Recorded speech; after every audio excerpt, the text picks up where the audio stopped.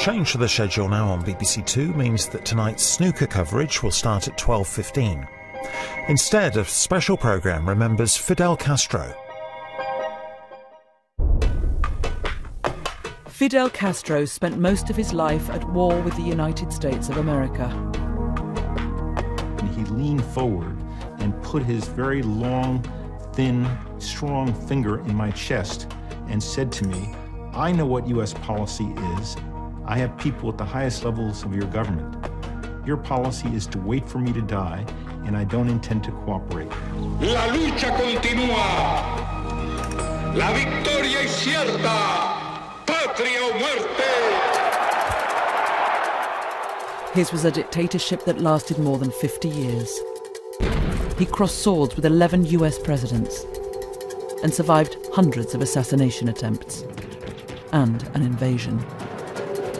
For millions around the world, he was an inspiring revolutionary. Castro was an almost mythical figure, a figure worshipped by the left in general, although not without misgivings. To his critics, he was a brutal dictator, imprisoning and executing tens of thousands of opponents. As he famously said once, trust no one. And he didn't. Que hay que decir que por encima de todo, somos marxistas-leninistas. A giant of the Cold War, Castro took the world to the brink of nuclear Armageddon. When somebody asked him, "What do you think history are going to tell about you?" and Fidel said, "When? History when? In 100 years, in 500 years, in 1,000 years? When?" Castro's death has now reignited the debate on one of the most divisive and controversial figures of the 20th century.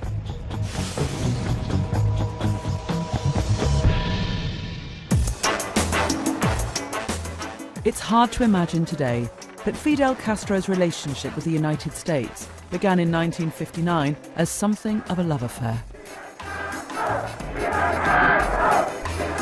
New York's Pennsylvania station rarely has seen anything like it. Only the magnetism of a Castro could produce it. Just 3 months earlier, Castro had taken control of Cuba in a violent revolution. And on his 11-day trip, he wowed America with the charisma that had helped propel him to power. Even a child appears dressed in Castro-like garb. I came for good relations, for good understanding, for good economical relations. Castro had burst onto the world stage at the height of the Cold War. When he met America's vice president, the big question for Richard Nixon was whose side was Castro on? At the end of the conversation, Nixon wrote that Fidel was a great leader, and it was clear that he was going to be a great leader, but that he didn't know whether Fidel was naive or was a communist. When I repeated that to Fidel later on, after reading the memorandum conversation, Fidel said, "Well, I was both, or I was neither."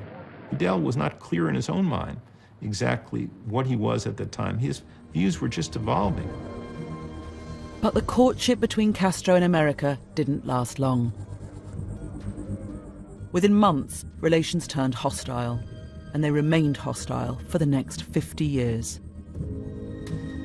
The story of why Cuba and America, just 90 miles apart, became implacable foes is a story of Castro's revolution and how it managed to survive for so long.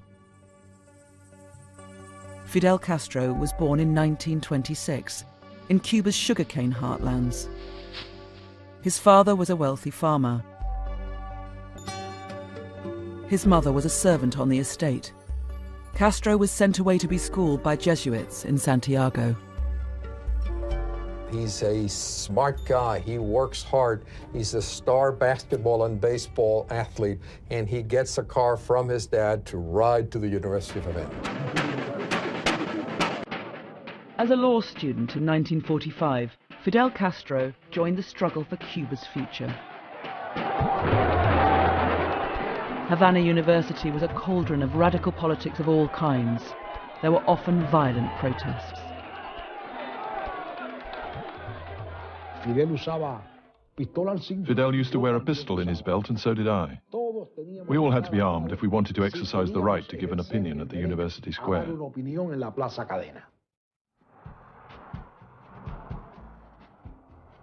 In the 1950s, Cuba was the gambling and prostitution capital of the Caribbean. It was known as the whorehouse of America. Many of the casinos were owned by American mobsters. Politics was dominated by military strongman General Fulgencio Batista.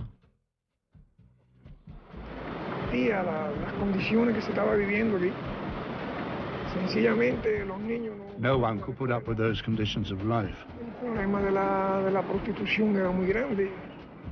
Prostitution was a big problem, and so were the casinos. Children couldn't go to school.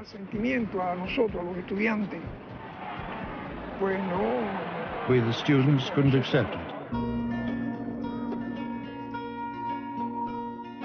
In 1948, Castro married the daughter of a wealthy family with political connections. The couple had a son, Fidelito. The ambitious young Castro ran for election to Congress, vowing to clean up corruption.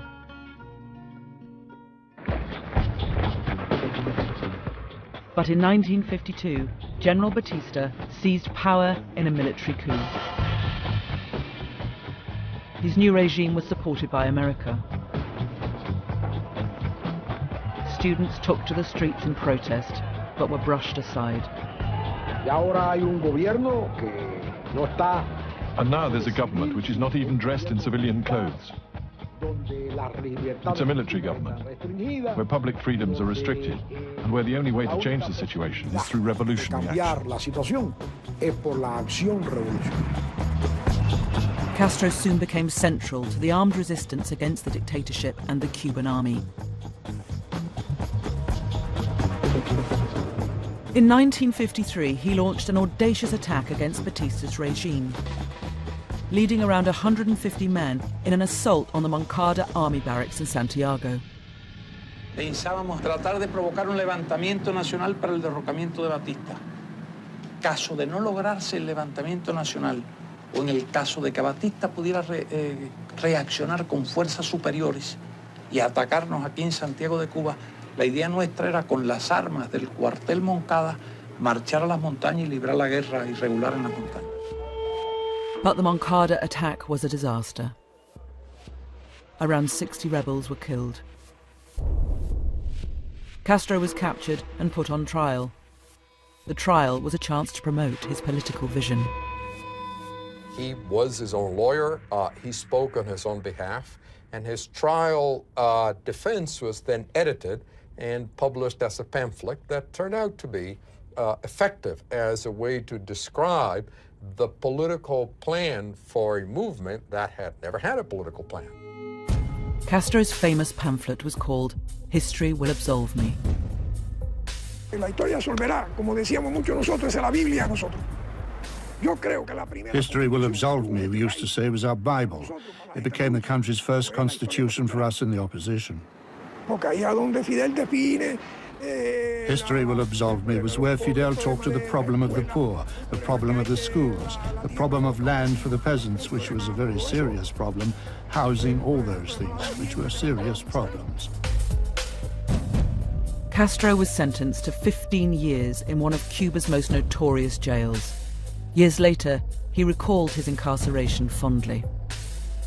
Hay veces que en ocasiones yo he sentido nostalgia de los días que he estado en prisión. Pero cuando estaba en prisión, tenía todo el tiempo para leer. Leía 12 horas, 14 horas, 16 horas. Y después nunca he tenido oportunidad de leer tantas horas seguidas. In prison, Castro decided to divorce his wife and wrote a letter to his sister revealing how hard he would fight for custody of his son. He says, look, I am going to wage a war that's going to make the 100-year war look like a walk at the beach. I will never give up. I will do this, he says, even if the world shall be destroyed in the process. So we have here very clearly in the letters, he tells you, I am a scorched earth warrior. I will bluff until I win. 1955. In an attempt to cope with the serious unrest in Cuba, Batista tries appeasement. A general amnesty frees a beardless Fidel Castro. His brother Raul leaves with him. Released after nearly 2 years, Castro immediately set about taking on Batista again. And Heidi Santa Maria.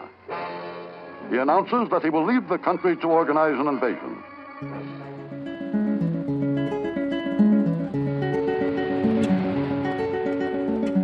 Castro traveled to Miami to raise money and to Mexico to put together the nucleus of a new guerrilla force. Among Castro's recruits was a young Argentine doctor. Che Guevara would become a key figure in the revolution and its global face. Inbuilt into the Cuban Revolution, right from the beginning, was a spirit of internationalism, that our leaders were Fidel and Che, an Argentinian, so it was a fight not just for Cuba, but the whole continent. Castro's revolutionaries called themselves the July 26th Movement, in memory of the Moncada barracks assault. But alongside the armed struggle, Castro was also a master of propaganda, quickly latching on to the new marketing methods of 1950s America.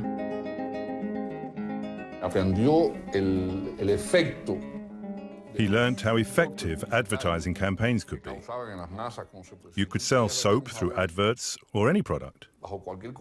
So in a country full of frustration and social problems, why not a political idea?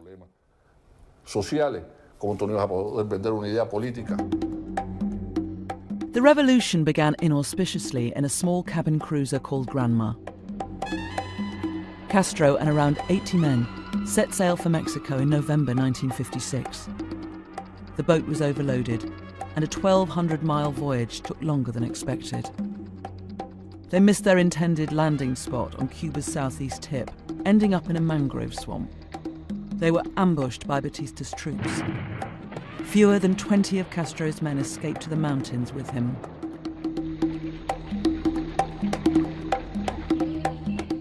In the Sierra Maestra, Castro once again turned a setback to his advantage. He began building up his motley army. Among his most trusted comrades was his younger brother Raul, who would be by his side for the next 50 years. Castro won over the peasants who came to support his campaign against Batista. He made a great impression on the people in the countryside. He got along very well with the poor people in the Sierra Maestra. They saw the commander as the person who'd come to bring about agrarian reform. Che Guevara was one of Castro's key strategists. Facing a much stronger enemy, the rebels fought a guerrilla war. The Castro rebels plant bombs and buses on railroad trains. They set fire to cars and trucks, oil tanks and factories. Castro also waged a cutting-edge war for hearts and minds. He invited journalists and filmmakers to follow him. This is only the beginning. The last battle will be fought in the capital. You can be sure. But Batista also manipulated the media, telling a journalist Castro had been killed. The reason Batista did that was he knew that Fidel Castro needed celebrity and fame to exist and to make his revolution happen. So what does Fidel Castro do? He panics. He's in the Sierra. He says, oh my God, they're writing I'm dead. And that's when he summons Herbert Matthews of the New York Times, then the most influential reporter in the country. Then he does the charade where he turns his, 50 troops into, he keeps rotating them so they look like hundreds and hundreds and hundreds. Stagecraft, propaganda. No one has ever been in his league in that regard. Castro's revolutionary message was left-wing, but not at that stage communist. There is not communism or Marxism in our ideas.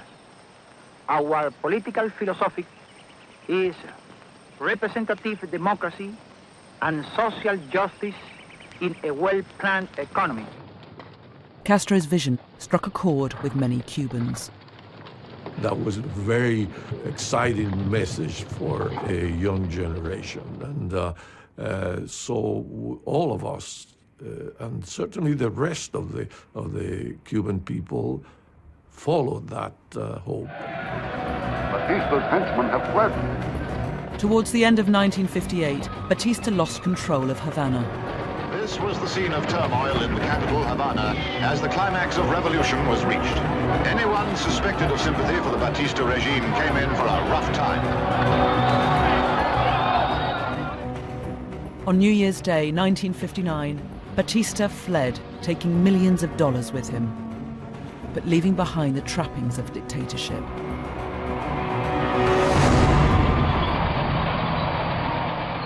A week later, Castro made a triumphal arrival in the city.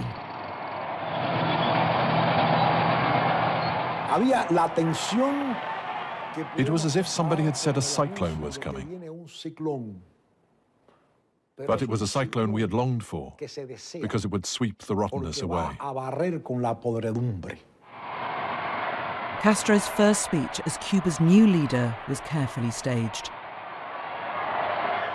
Before he spoke, they released a flock of white doves. But one of the doves fluttered up in the air and then came back and landed on Castro's shoulder and remained there throughout the speech. People in the audience were gasping because the white dove is the messenger of the gods in Santeria, which is the most powerful religion in Cuba. The messenger of the gods sent to indicate the anointed one. One of the new Cuban leader's first priorities was mounting a charm offensive on American television. Just 30 days ago, Fidel Castro entered Havana to be greeted by cheering mobs as one of the greatest heroes in Cuba's history. Good evening, Fidel Castro. At the age of 32, you now have in your hands a great deal of power and a great deal of responsibility. Aren't you a little frightened by this? Well, really not frightened, because I have self-confidence. In pajamas, in his apartment in Havana's Hilton Hotel, it was perhaps the most intimate interview ever given by a world leader. There was even discussion of Castro's famous beard. And my beard means many things to my country. When we have fulfilled our promise of good government, I will cut my beard. Politics was not entirely off limits. The young Castro was asked about his tough treatment of Batista's henchmen. Well, Fidel Castro, what about the trials of Batista's followers? Well, I think, and with myself, all our people, that they are just. Not perfectly, because we are not living now in normal conditions. Behind the soft image Castro was keen to project, he was tightening his grip on power. There were show trials and public executions of those suspected of being part of Batista's regime, despite America's condemnation.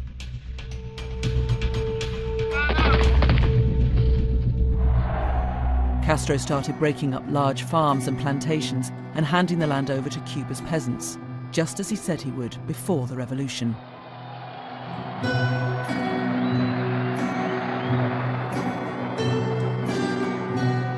But Castro didn't deliver on another promise he had made.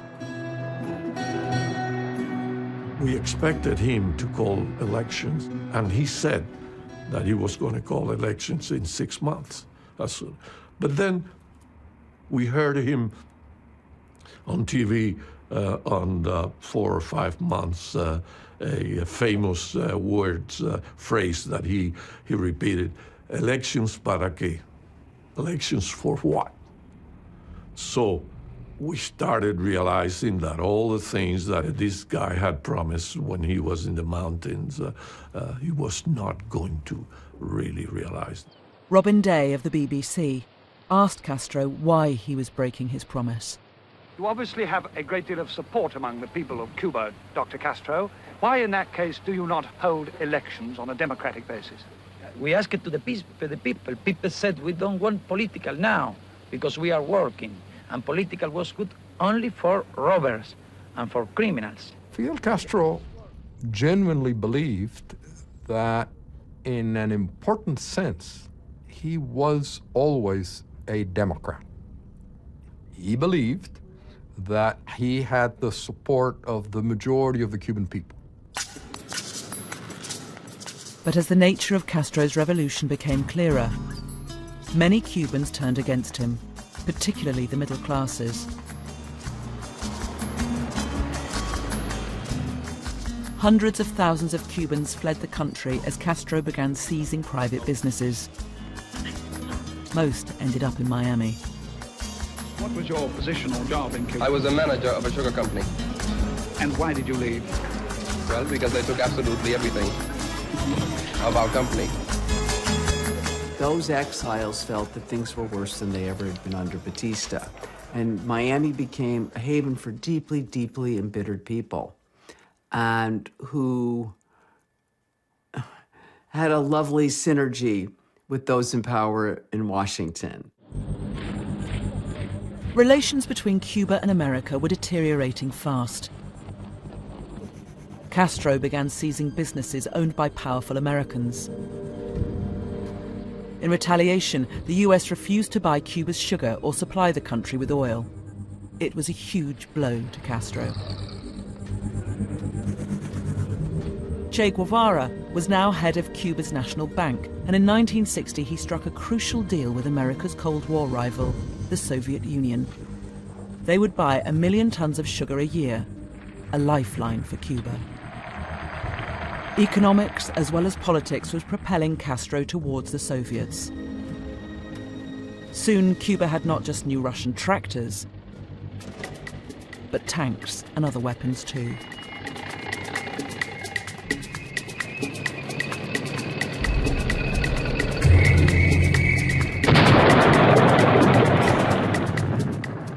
In March 1960, there was an explosion on an ammunition ship in Havana docks. At least 75 people died. Castro blamed the Americans. Premier Fidel Castro suggests it was sabotage, occurring with the knowledge and approval of the U.S. government. Cuba was on a war footing. America's CIA began targeting Castro. There were plots to kill him using poison pens and pills, even exploding cigars. Castro reveled in the CIA's bungling. And I don't not worry at all. It's news. They never understood that the best way to fight Fidel Castro is not to confront him. Because where can he go from there? He wouldn't have known what to do because he needs the confrontation. And that's what the United States were useful for. Fidel loves the US. They did everything he wanted. He's the hero. He's David against Goliath.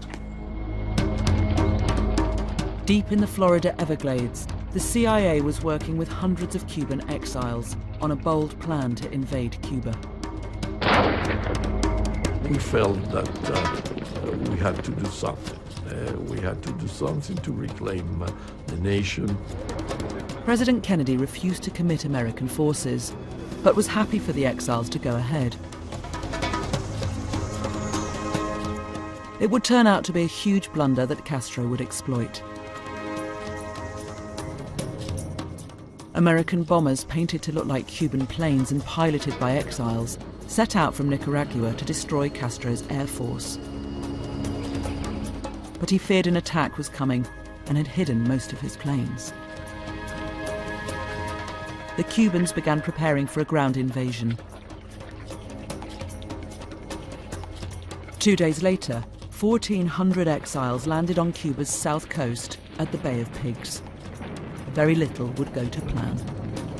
I landed in the first wave. First thing that I heard was Viva Fidel Castro. Resistance was fiercer than expected. The Cuban Air Force sank 2 supply ships. Castro rushed to the Bay of Pigs to take command. We had perhaps that night the most intense fight that has taken place in Cuba in the 20th century. Over 2 days, 70,000 Cuban troops using Soviet tanks overpowered the would-be liberators. 114 exiles were killed. Around 1,100 were captured. the invasion had achieved the opposite of what its participants had intended. The success of the invasion for Fidel Castro gave him a tremendous sense of invisibility, and also proved to the Soviet Union that he was somebody that they could trust to maintain the fight against the U.S. And as it turned, they were right. In Cuba, the revolution was gathering support. Castro had a populist touch and was busy attacking the vestiges of privilege from the Batista days.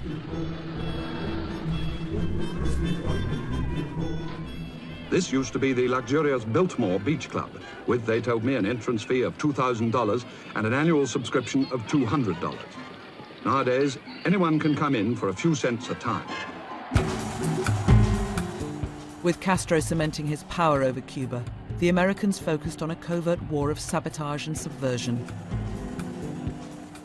Now he showed how pragmatic he could be.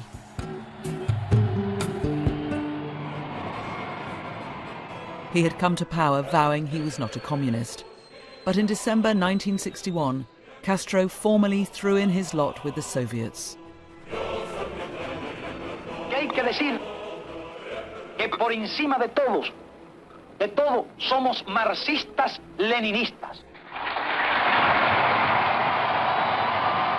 When he announces on national television that he had become a Marxist-Leninist and, quote, "I will be one until the day I die," he also said that he had now finished even the first book of Karl Marx's Capital.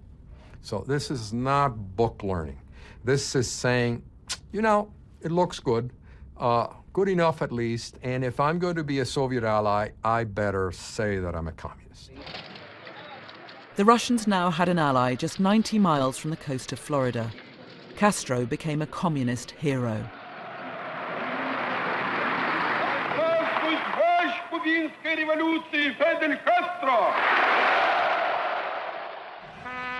Cuba had become the first communist beachhead in the Western Hemisphere.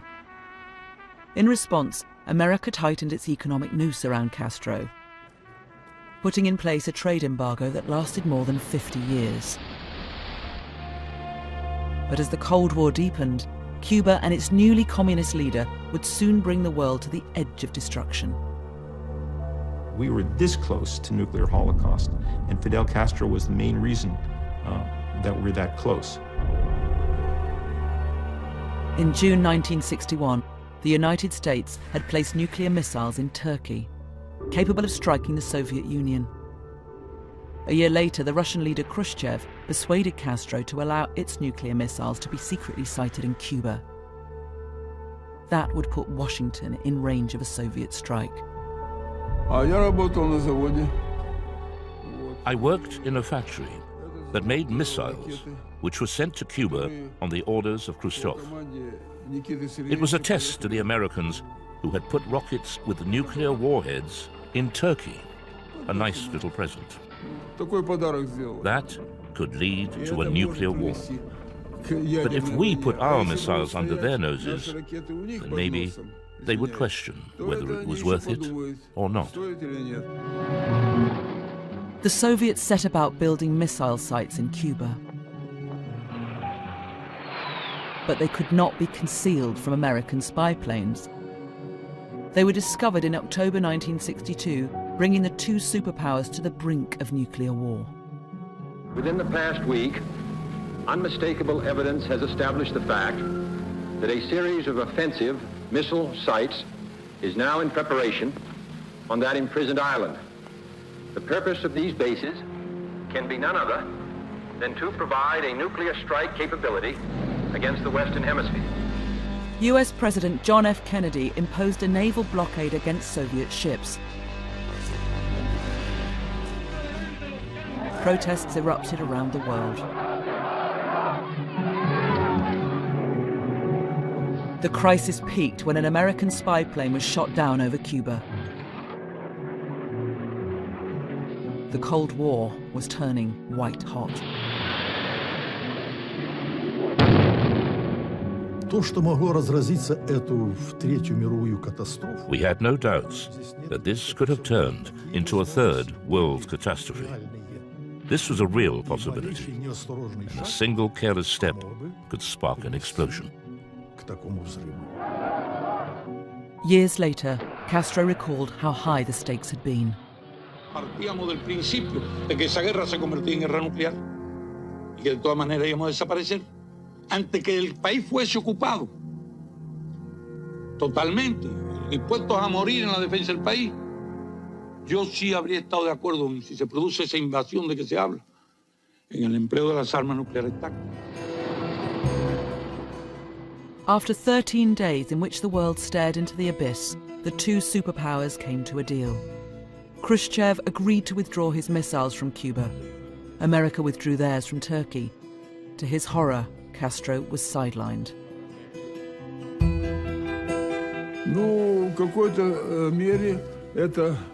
To a certain extent, at a basic level, you could say it was a betrayal. And Castro took great offense at the lack of trust shown by the Soviet Union. Decades later, Castro revealed his own role in taking the world to the brink of Armageddon.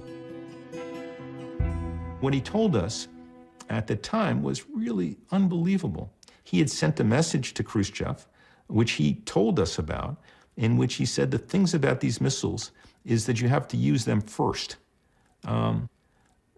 Preemptive strike. And that, ironically, proved to be one of the reasons why Khrushchev decided to withdraw them. He realized that he was losing control at a moment of grave crisis in the world, and that maybe Fidel did not have all of his marbles. And he was right. And thank God that Khrushchev was wise enough to do that, because otherwise we would have had a nuclear holocaust. Away from the world stage, Castro was reforming Cuban society. Before the revolution, Cuba had been one of the wealthier countries in Latin America. But many of its 6 million citizens were poor, and around a quarter couldn't read. Castro encouraged thousands of young volunteers to travel to the countryside to teach literacy. And he began building a health service. The successes were enormous. First, the entire population was educated. Secondly, schools, universities built to educate their children and grandchildren. Third, the creation of a medical system and a health service that is the envy of most of the world.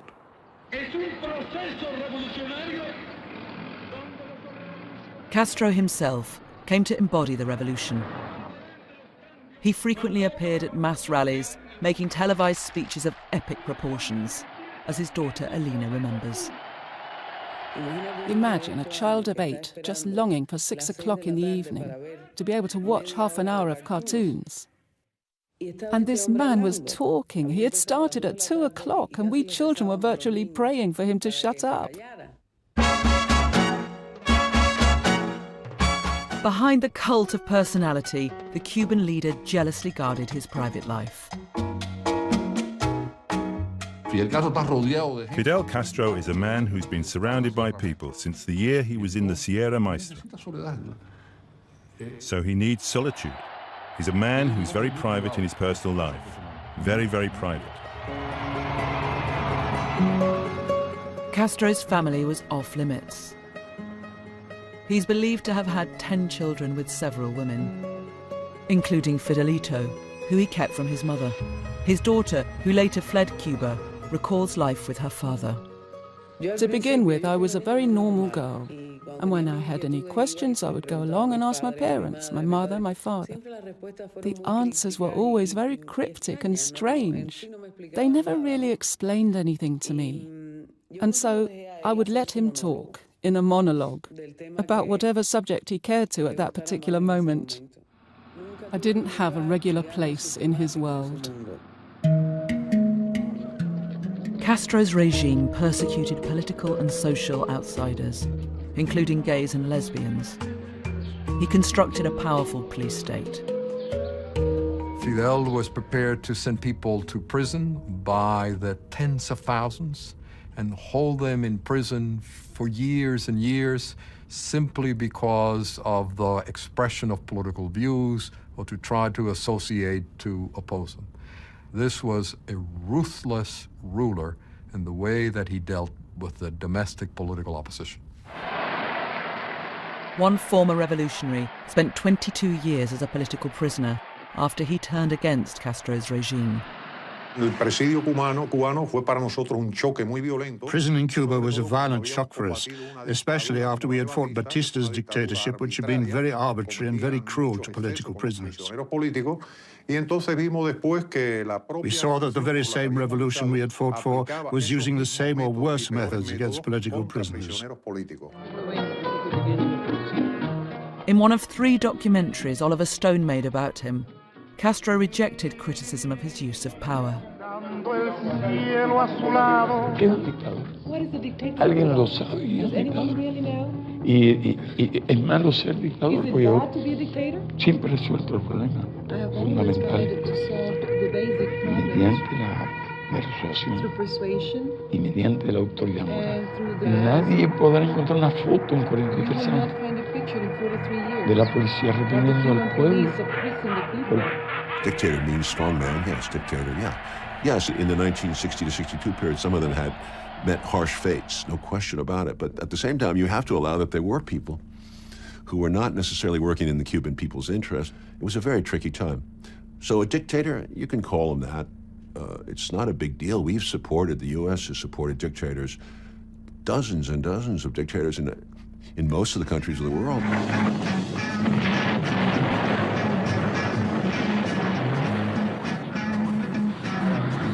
The 1960s saw the Cold War expanding into conflicts around the world. The US became embroiled in a disastrous war against the communist-backed forces of North Vietnam.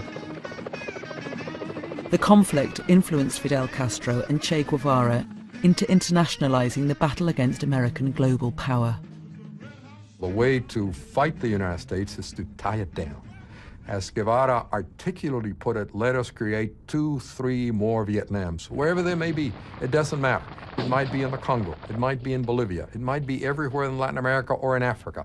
And Cuba becomes involved in much of the world to try to multiply the impact of the strategy that the Vietnamese had developed. Fight imperialism wherever it may be. Che Guevara went to the Congo where he tried to foment revolution. Then he turned his attention to Latin America. In 1966, he went to Bolivia with a group of guerrillas. He was hunted down by government troops, helped by the CIA, and in October 1967, Guevara was captured and shot the next day. That image of the dead Che was seen in many parts of South America, and people said so, including people on the left. My God, it's like Christ. Castro saw an opportunity in Che Guevara's death. Si queremos un modelo de hombre que no pertenece a este tiempo, un modelo de hombre que pertenece a los tiempos futuros, de corazón vivo, que ese modelo es el Che. After Che died, suddenly his face is just everywhere. It's just on every wall, every placard. Who has not seen the dashing, handsome face of Che Guevara on their coffee cup, on their T-shirt? And that was all launched by Fidel Castro. That was taking a Corda picture, and we're going to say, he's going to be our global ambassador for the noble revolution and the wicked U.S., who must have been behind the Bolivians in his execution, which to some extent was quite true. As America's deepening involvement in Vietnam ignited protests in Britain and beyond, people on the left increasingly saw Castro as a figurehead. Castro was like a David and Goliath situation to America. Here was this tiny country seeking to implement a version of socialism, a version of communism, whatever you want to call it, up against the might of American capitalism, which was doing everything it could to crush that. And he survived, and whatever his defects, and whatever the bad human rights record on the island of Cuba, for which Castro was responsible as well. Nevertheless, that status was something that inspired the rest of the left. America appeared to be losing on two fronts, in Vietnam and Cuba. To some American diplomats, the Cold War was blinding the superpower to the true nature of its enemies. Our two biggest mistakes in history were in Vietnam, where we precisely confused communism and nationalism, and in Cuba, where we did the same thing. The only way you could have dealt successfully in Vietnam and Cuba is to understand that nationalism is more important than communism. From where they're coming, our ability to succeed would have depended on our ability to understand the war that they saw, not the war that we saw. In 1976, a new US President, Jimmy Carter, hoped for a new start with Cuba. He sent Robert Pastor as his envoy to meet Castro. As ever, the Cuban leader was defiant, bringing up a US government report on CIA plots to kill foreign leaders, including himself. He started the meeting by reminding us of the Church Committee report on all of the political assassinations. And he ended a description of those assassinations in the report by then saying, that's only about half of all of the attempts to kill me by the United States. Let me tell you about the other half. And he did. But over time, the two countries did agree to reopen limited diplomatic relations, short of full ties. Carter relaxed the ban on Americans travelling to Cuba, and Castro released some political prisoners. He was always a tough negotiator. He was a powerful attorney, advocate. He could throw out 5 arguments, and you get the feeling as if he was tying you in a knot, and then he would pull it tight. Brilliant, just brilliant at times. President Carter's effort to engage with Castro ultimately ran into the sand. In the end, for Castro, cooperation with America was more dangerous than conflict. Castro had much greater possibilities in his eyes to not normalize relations when the potential existed, because the risk of normalizing relations with the United States is significant. Will they be able to control the country so tightly with an influx of American ideas, money? I think it would be very difficult. And therefore, Castro has other priorities.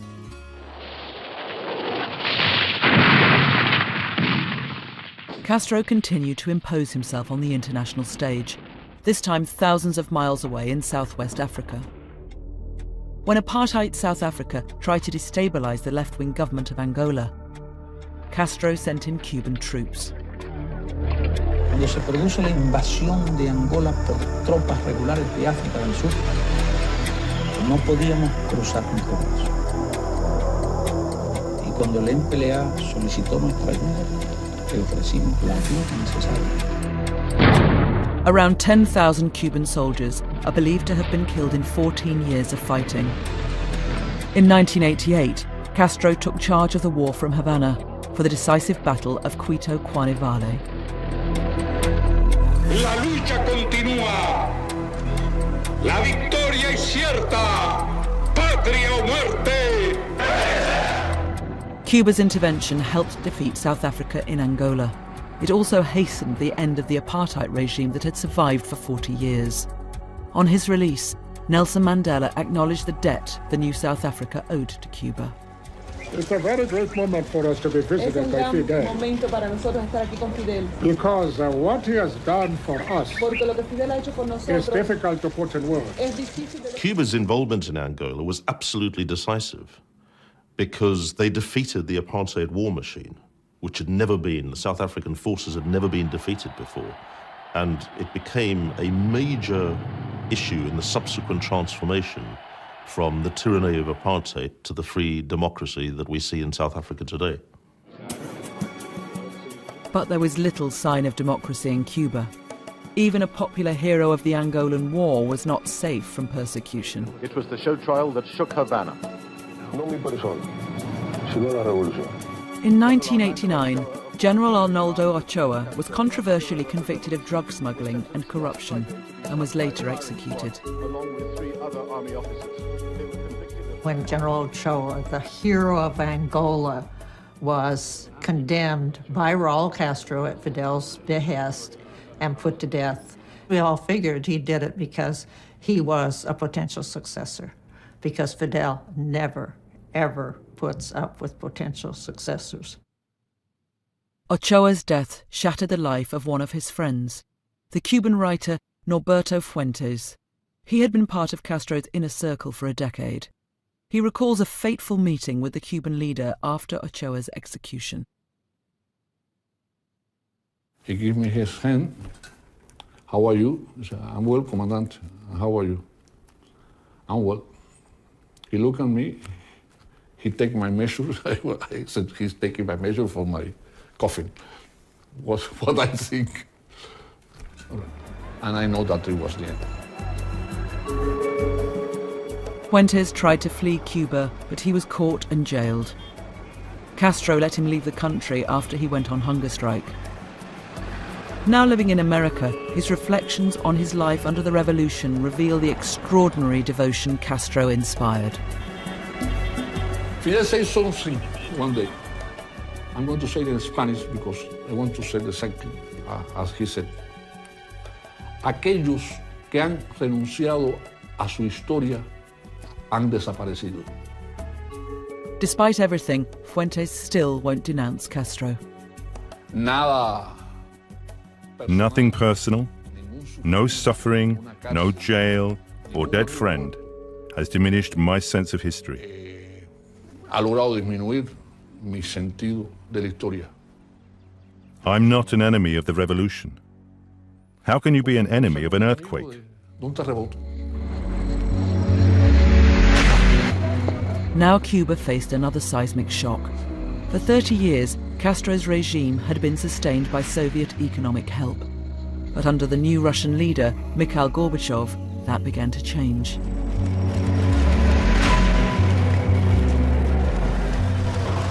Communism was collapsing across Eastern Europe. When the Soviet Union disappeared, so did Castro's lifeline. The majority of industrial facilities in Cuba were financed by the Soviet Union, were manned by Soviet specialists, built with materials supplied from the Soviet Union, and suddenly all that stopped. Cuba, from an economic point of view, seemed to fall into the abyss. No support, no resources of its own. Cuba's economy collapsed. Without Russian economic support, ordinary Cubans were thrust into poverty. Castro blamed the ongoing US embargo for the country's desperate situation. Estamos en un periodo especial, un periodo difícil, un periodo uno de los más difíciles de nuestra historia. ¿Por qué? Porque no hemos tenido que quedar solos frente al imperio, solitos. ¿Y qué hacía falta para quedarse solos frente al imperio? Había falta unidad, pero hacía falta valor, hacía falta patriotismo, habría falta espíritu revolucionario. Castro was forced to compromise with capitalism, allowing some private business and opening the country to tourism. But Cuba was on its way to becoming the third poorest country in Latin America.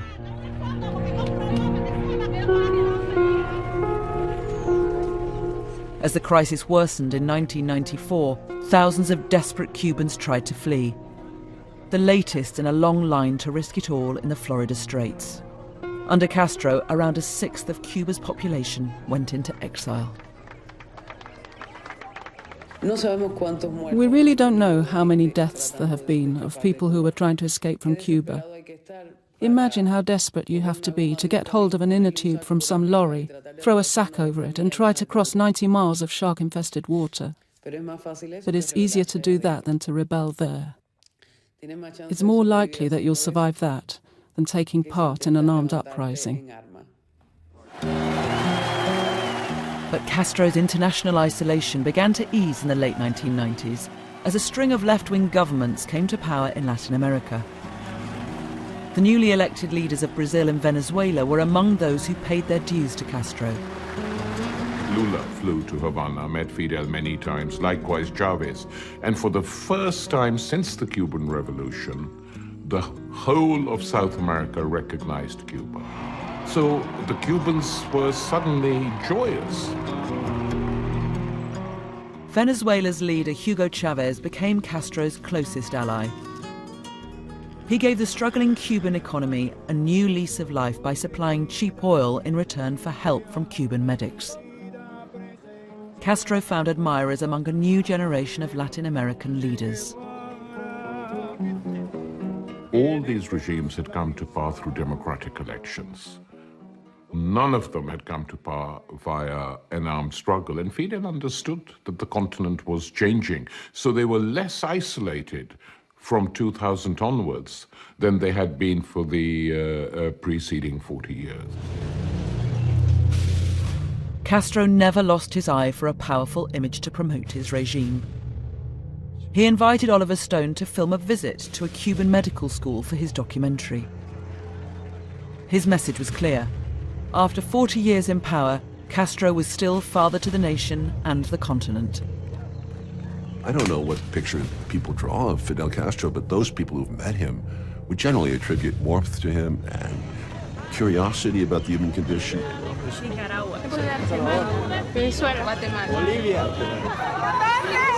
He's a man who's truly interested in people because he knows he lives in a bubble. So in a way, he's trying to reach out of that bubble. Castro's health had always been treated as a state secret. The first sign he was not immortal came while making a speech in 2004. Those pictures were very damning to the image of Fidel, the eternal, vigilant, ever healthy soldier, comandante looking after our country. In 2006, Castro had intestinal surgery. Power was gradually handed over to his younger brother, Raul. Clearly, Fidel did not want to do it, but he was forced to. He couldn't appear in public, and he was really compelled to do it. But he didn't really want to do it. As Fidel Castro's influence waned, Raul sped up the economic reforms. And in 2013, the visit of Barack Obama saw the easing of US sanctions and the restoration of diplomatic ties between the two countries. It remains to be seen whether Obama's successor, Donald Trump, will maintain this new relationship.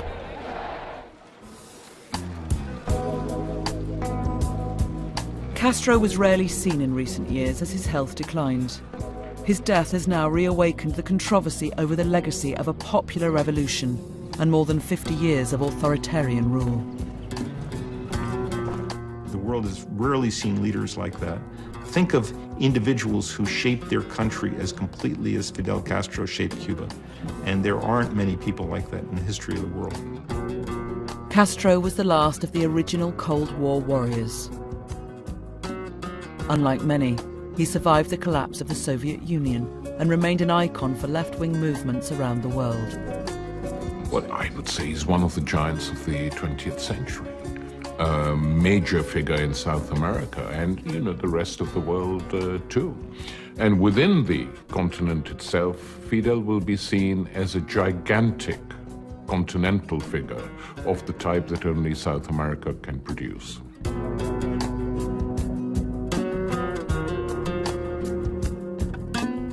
He won, definitely won, and he knows he won. They didn't kill him, they didn't intimidate him. He never bowed down. He stood up and died on his feet. He didn't live on his knees. Castro once claimed history would absolve him, but for some, it is his human rights record that will also define his legacy. History will record that this is a ruler who did many good things to transform his country. But anyone who imprisoned so many, who caused the exile of a sixth of his population, who executed so many, and who committed unspeakable crimes in the name of democracy and socialism, no, I would not absolve him, and I don't think history would. People remember what he did for healthcare and education in Cuba, and they will also remember a completely self-destructive economy, and they will remember years of conflict with the United States. History absolved his desire to rid Cuba of the Batista dictatorship, but it did not absolve his own dictatorship.